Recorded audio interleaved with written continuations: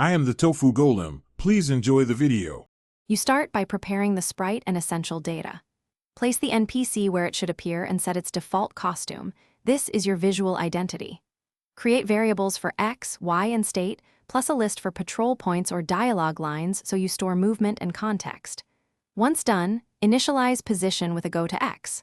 Y, block and broadcast, NPC start to trigger behavior. Make sure the stage or player scripts also listen, because coordination prevents timing issues. Next, program movement and state transitions so the NPC acts believably.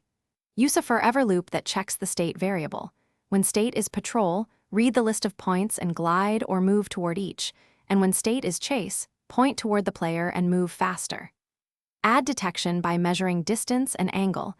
If the player is within a threshold, change state to chase and broadcast an alert. Make sure to debounce transitions so the NPC doesn't flicker between states.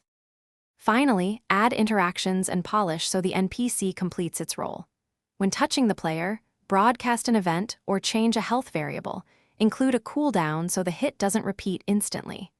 Animate by switching costumes during movement and insert small random pauses to avoid robotic loops. Then tune speeds, detection ranges, and list indices. If things go wrong, check variable scopes and that broadcasts match exactly. Mistyped names and off-by-one list indices are the most common bugs you'll fix.